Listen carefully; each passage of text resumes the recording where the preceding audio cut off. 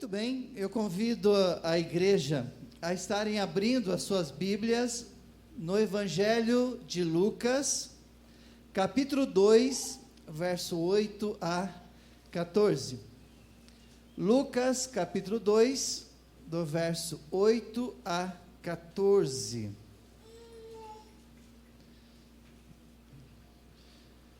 O tema de hoje é Natal, a proclamação do Evangelho que glorifica a Deus. Natal, a proclamação do Evangelho que glorifica a Deus. Lucas capítulo 2, do verso 8 a 6. 8 a 14, melhor, 8 a 6. Lucas capítulo 2, verso 8 a 14, palavra do Senhor, ela nos diz assim: havia naquela mesma região, pastores que viviam nos campos, e guardavam o seu rebanho durante as vigílias da noite. E um anjo do Senhor desceu aonde eles estavam, e a glória do Senhor brilhou ao redor deles, e ficaram tomados de grande temor. O anjo, porém, lhes disse: não temais, eis aqui vos trago boas novas de grande alegria, que o será para todo o povo. É que hoje vos nasceu na cidade de Davi o Salvador, que é Cristo o Senhor. E isto vos servirá de sinal: encontrareis uma criança envolta em faixas e deitadas em manjedoura. E subitamente apareceu com o anjo uma multidão da milícia celestial, louvando a Deus e dizendo: glória a Deus nas maiores alturas, e paz na terra entre os homens a quem Ele quer bem. Muito bem, irmãos, vimos na mensagem passada, na semana passada, que Lucas, ele narra, no seu relato, do nascimento de Jesus, ele procura narrar a soberania de Deus.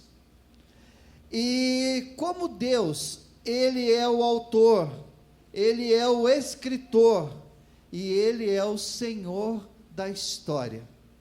Um Deus que Ele planejou todas as coisas antes da fundação do mundo, antes de criar qualquer coisa, antes de criar a humanidade, Adão e Eva, antes de criar a luz, por exemplo, antes de criar, Ele havia planejado todas as coisas do início, meio e fim. E Deus, Ele escreveu a história de Gênesis a Apocalipse, tudo foi escrito, e tudo acontece e acontecerá segundo a determinação de Deus, segundo os decretos de Deus. E aí, dentro dessa soberania, mostra que a vida da humanidade, ela está nas mãos de Deus, assim como a vida de José e Maria estavam nas mãos do Senhor. E interessante que vimos também, que para que Jesus nascesse em Belém, só lembrando, Deus, Ele usou César Augusto para levantar o censo, e dessa forma, Miqueias, capítulo 5, verso 2, iria então se cumprir, aonde a Bíblia diz que Jesus nasceria em Belém. A gente viu que José e Maria estavam em Nazaré, 145 mais ou menos quilômetros para frente era Belém. E como Deus, para realizar o seu propósito de fazer com que Jesus nascesse em Belém, na cidade de Davi, sendo ele o trono e herdeiro do trono, de Davi, precisaria nascer na cidade de Davi, da descendência da família de Davi. Então Jesus precisava nascer em Belém. Então o censo, ele foi uma obra de Deus, usando César Augusto. Outra coisa também, nós vemos que dentro da soberania de Deus, ele faz uso de algumas ferramentas, e às vezes ferramentas que nós não gostamos. Por exemplo, o sofrimento de José e Maria, de sair de Nazaré, ela prestes a ganhar o bebê, e atravessar ali uma estrada meio deserta, viajando nas costas de um jumento, aproximadamente 10 dias, num calor miserável, para chegar em Belém, para que Jesus nascesse em Belém. Todo o sofrimento, ele é usado por Deus, é um instrumento de Deus. Assim também como a rejeição e a humilhação que José e Maria e Jesus receberam dos seus parentes, isso também fazia parte do plano de Deus. Outra coisa, amados, que nós vimos que quando Jesus nasceu, não havia ali na estrebaria, não havia família, a não ser os seus pais, mas não havia família de José, não havia família de Maria, não havia ali os parentes para comemorar, não havia ali uma comemoração adequada, não houve ali uma festa, não houve nada disso.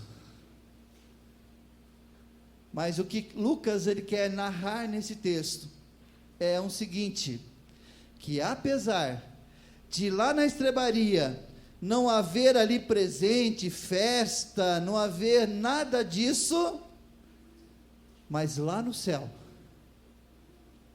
havia uma grande festa. Lá no céu, alguém estava comemorando o nascimento de Jesus. A Bíblia diz que o Pai de Jesus, Deus, ele estava juntamente com os seus anjos, festejando, fazendo uma grande comemoração celestial.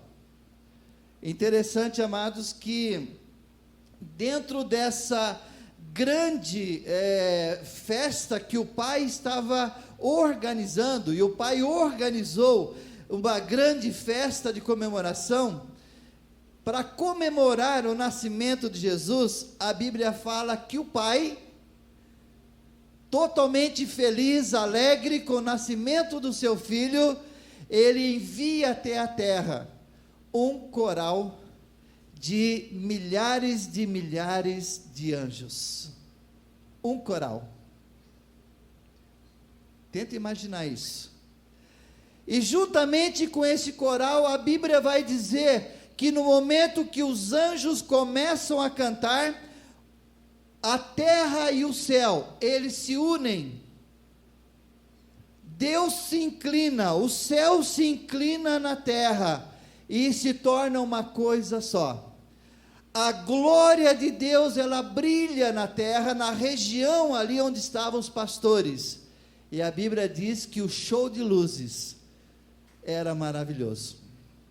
A Bíblia diz que toda aquela região de madrugada, ela iluminou com a glória do Deus Todo-Poderoso, porque o Pai, esse sim, estava exaltando o Filho, o Pai estava sendo glorificado, mas o Pai estava festejando o nascimento do seu filho Jesus.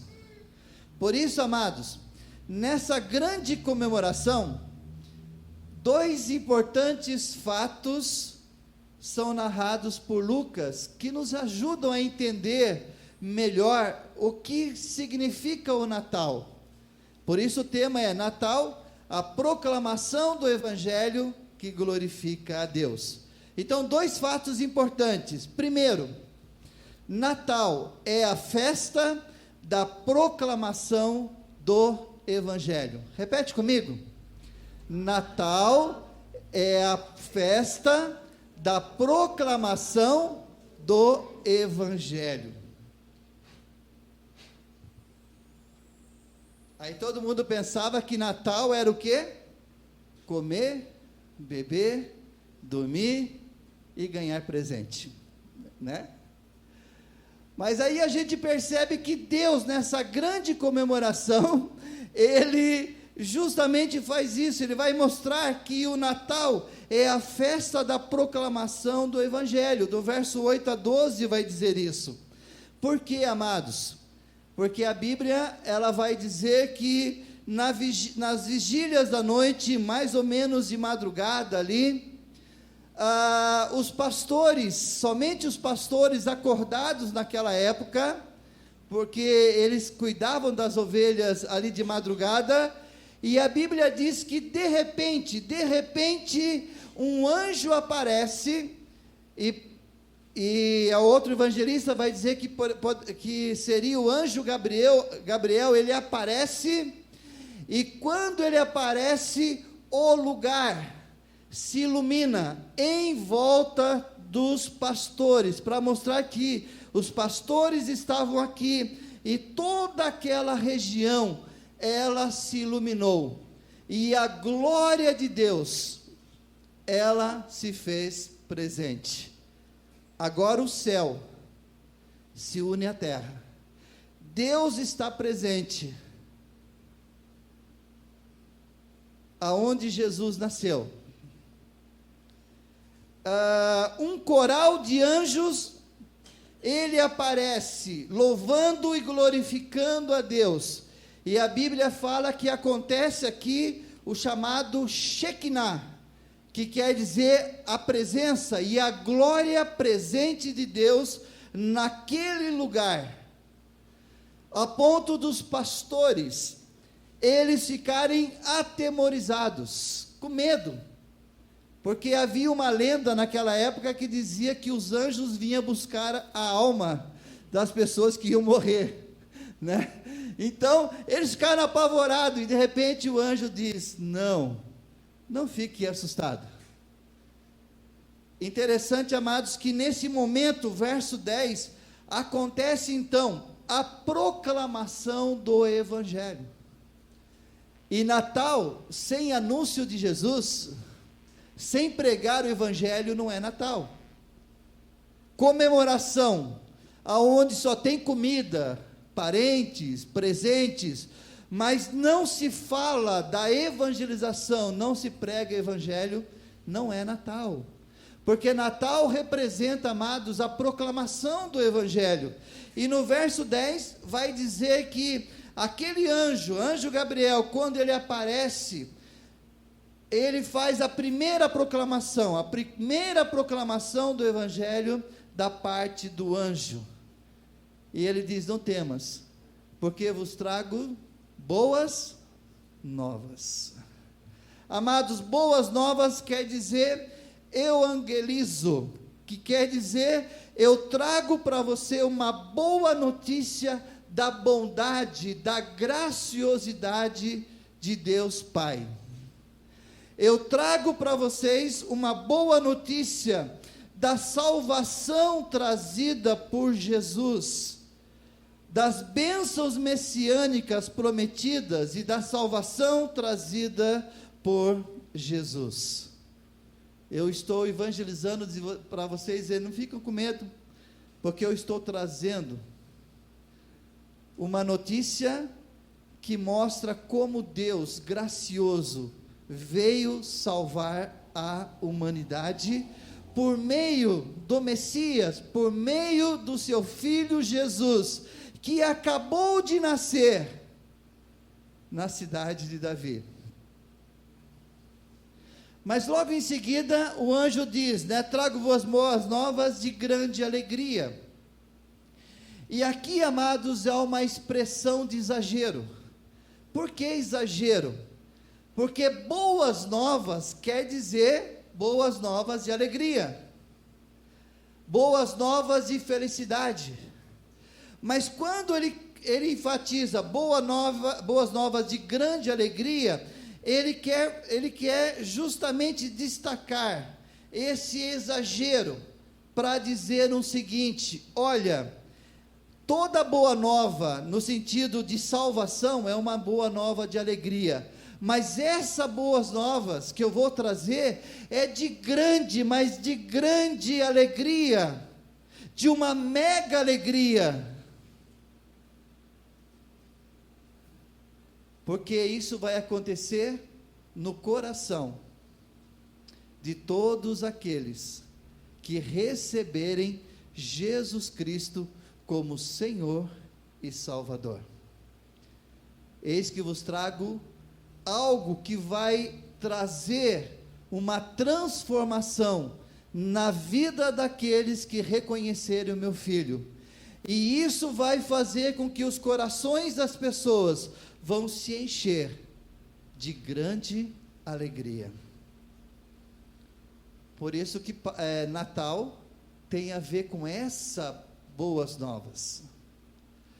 E se não bastasse, o texto ele vai falar da abrangência dessa mensagem, dessa proclamação, porque ele diz assim: e esta mensagem é para todos os povos.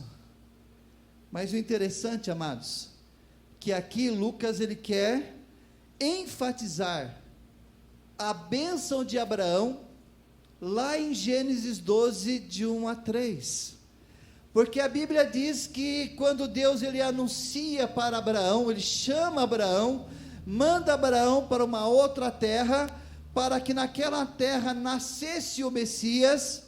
Ele diz que através do Messias, todas as famílias da terra seriam abençoadas. Agora Lucas vem e diz assim: agora se cumpre a época em que as famílias, elas serão alcançadas, elas serão abençoadas, por meio do descendente de Abraão, do descendente de Davi, do descendente de Judá, aquele que viria para reinar e abençoar as famílias da terra. Mas por outro lado, aparece uma palavra em grego, Eudokia ou Eudokia, que essa palavra quer dizer o seguinte: que de todos os povos e todas as línguas e todas as nações, Deus escolheu, e a quem Deus escolheu, esses seriam alcançados por essas boas novas, e se encheriam de grande alegria. Amém? Bom, irmãos, aí no verso 11, nós temos o anúncio. E qual é o anúncio?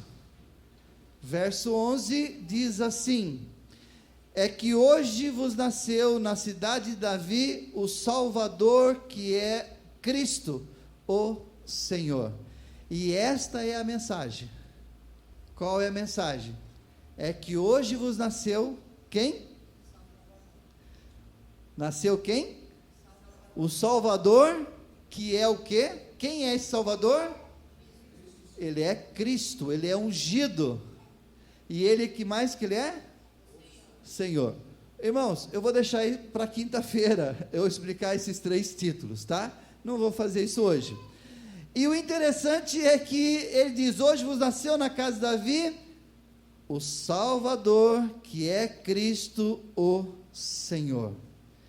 Bom, se o anjo ele proclama o evangelho no primeiro Natal, no nascimento de Jesus, Esse evangelho também agora, ele é proclamado pelos anjos, e isso está no verso 17 aliás, no verso 12, quem pode ler o verso 12 bem alto aí?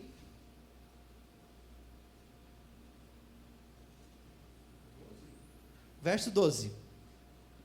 Vocês o reconhecerão por esse sinal. Encontrarão o bebê enrolado em faixas de pano, deitado no manjedouro. Agora o verso 15 até o 18. Quando os anjos voltaram para o céu, os pastores disseram uns aos outros: Vamos a Belém para ver esse acontecimento que o Senhor nos anunciou. Indo depressa ao povoado, encontraram Maria e José, e lá estava o bebê deitado na manjedoura.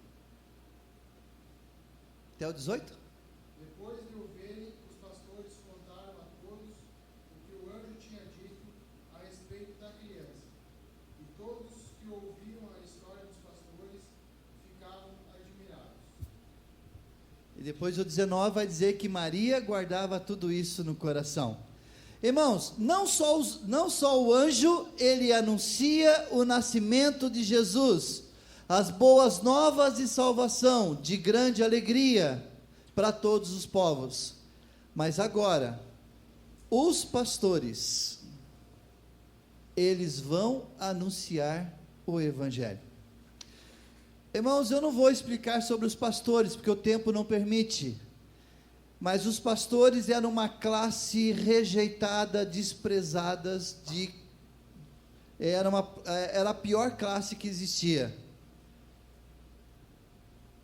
Também não vou alongar dizer, que por que os pastores, deixa para um próximo estudo. Mas acontece que quando o anjo anuncia o evangelho, e diz assim: olha, como que vocês vão achar Jesus? Vocês vão até na cidade de Davi, lá numa manjedoura, numa estrebaria, numa manjedoura, você vai encontrar o menino. E eles foram. Quando eles foram e viram Jesus, o que eles fizeram? Foram para casa alegre? O que eles fizeram? Oi? Foi anunciar para quem? Para quem que eles foram anunciar? Para as ovelhas? Para quem? Oi, irmãos, estão no verso 15 a 18, verso 15 a 18, depois que eles viram a Jesus, a Bíblia diz que eles correram a anunciar, proclamar, a quem? A todos daquela cidade. Agora eu pergunto para vocês, aqui não está a proclamação do Evangelho? Amados, aquela classe rejeitada de homens que nem eram considerados cristãos, nem porque eles não tinham tempo para o culto a Deus, rejeitados, considerados até pecadores, bandidos, por muitos. Mas quando eles ouvem a proclamação do Evangelho, e eles constatam o nascimento de Jesus, eles vão e acordam a cidade, e eles apresentam Jesus, como uma proclamação de um anjo, e a presença do Deus Todo-Poderoso. Ele sai contar das boas novas. Será que Lucas não queria dar uma lição para a gente nessa noite? Dizendo assim, que assim como você recebeu a mensagem do nascimento de Jesus, que Ele veio para salvar, Ele é o Cristo, Ele é o Messias, Ele é o Senhor, Ele é o Salvador, nós que recebemos essa mensagem, nós não podemos guardar para nós? Será que Natal não seria isso? Vou comemorar o Natal, porque hoje o Natal vai ser bom. Recebi o 13º, peguei parte das minhas férias, e vou comprar bastante comida, vou comer bem esse final de ano. Mas eu pergunto para você, será que isso é Natal? O Natal é despertar a gente para dizer: você não pode ficar calado quanto a essa mensagem. Você tem que sair correndo anunciar: nossa, agora vamos comemorar o Natal. Que Natal? O nascimento daquele que já não é mais uma criança, que cresceu, que morreu pelos nossos pecados, que ressuscitou, está para voltar, para nos buscar. Aquele que veio para salvar. Quem crê será salvo, quem não crê está condenado. Irmãos, Natal tem a ver com a proclamação do Evangelho.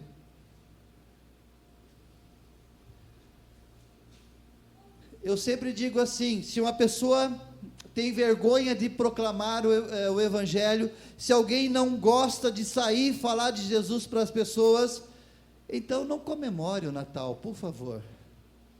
Não comemore. Tenha vergonha de comemorar o Natal. Porque aqueles pastores, eles não tiveram vergonha. Eles correram, despertaram a cidade e anunciaram Jesus. Agora nós vamos nos calar? Comemore o Natal, mas o Natal que proclama o Evangelho da glória de Jesus. E vou terminar no verso 13 a 14. Eu falei de duas coisas só, dois fatos importantes. E o segundo fato, irmãos, é que Natal é a manifestação da glória de Deus e a Deus. O Natal é a manifestação da glória de Deus e glória a Deus. Como nós vimos no verso 9, quando Deus, festejando o nascimento de Jesus, ele desce, a sua glória se manifesta àquele lugar onde estavam os pastores, e a Bíblia diz que o Shekinah, a presença gloriosa, a manifestação da glória de Deus acontece. A própria glória de Deus estava ali, e subitamente no verso 13, inesperadamente, apareceu então, juntamente com o anjo, aquele que proclamou as boas novas. A Bíblia diz que aparece um exército de anjos, um coral de anjos, uma milícia de anjos. E uma das coisas interessantes, mais por curiosidade, é o seguinte, que quando a Bíblia fala de uma multidão da milícia celestial, a palavra multidão é uma palavra grego que quer dizer pletos, e quer dizer o seguinte: pletos quer dizer um número completo, uma multidão completa. É mais ou menos assim, naquele momento, o céu se esvazia dos anjos e do Senhor, e todos descem, para comemorar o nascimento de Jesus. E aí, irmãos, quando acontece esse grande louvor, esse grande coral, no verso 13 ainda diz que eles estavam louvando a quem? Deixa eu fazer uma pergunta para vocês agora. Quem é a pessoa mais importante do Natal? Opa, escutei duas coisas. Quem é a pessoa mais importante do Natal? Esse lado aqui agora, quem? Quem? Jesus. Vamos ver desse lado. Eu gosto quando tem os contras. Quem é a pessoa mais importante do Natal?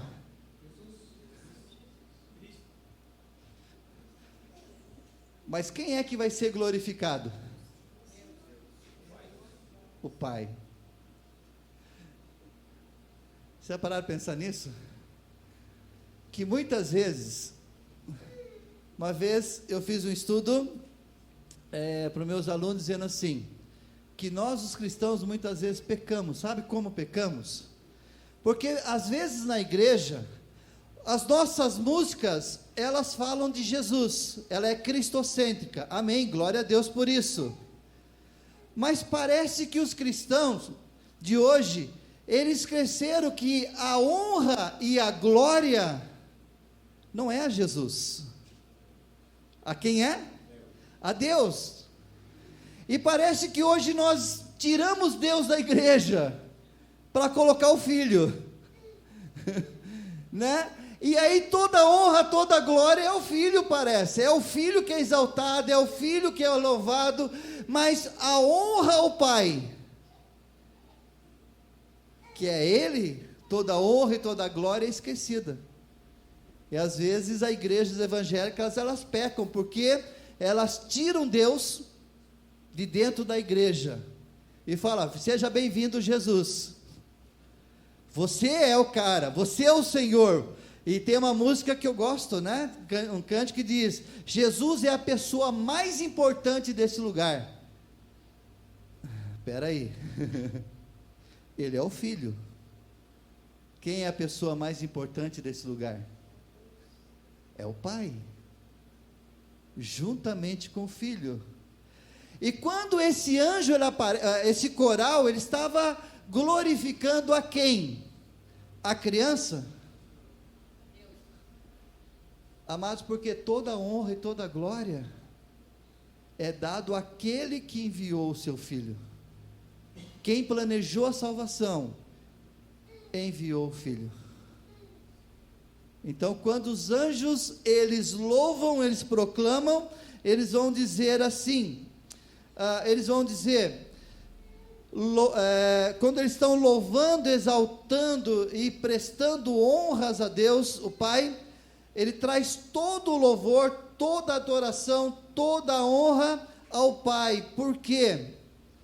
Porque Jesus, Ele é apresentado como o projeto do Pai. Jesus, Ele é o projeto de Deus para salvar, a salvação de Jeová, por meio do qual, né, Deus, Ele veio ao mundo para salvar o seu povo escolhido. E a grande expressão de louvor é justamente glória a Deus. E, irmãos, a palavra glória, que é a palavra doxa, ela quer dizer louvor e adoração, honra prestado somente ao Deus Pai. É essa honra que Deus não empresta para ninguém. Isso entra naquela doutrina que quando Jesus, ele ensina o seguinte, ele diz, quando vocês orem a quem? Ao Pai. Ele diz, vocês pedem para mim que eu resolva o problema lá no céu. É isso? Você pede para o Espírito Santo, ó Espírito Santo, vem abençoar essa igreja. Não, ele diz, peça ao Pai, em nome de Jesus, e a ação do Espírito acontece. Toda honra e toda glória, amados, ao Pai. Deixa eu fazer uma pergunta. Geralmente nós no Natal, nós damos honra e glórias ao Pai? A gente fala de Jesus, né? Mas aí a gente leva aquela adoração, aquela exaltação, aquela honra, dizendo, Deus Pai, muito obrigado, porque o Senhor veio nos salvar, por meio do seu Filho amado Jesus.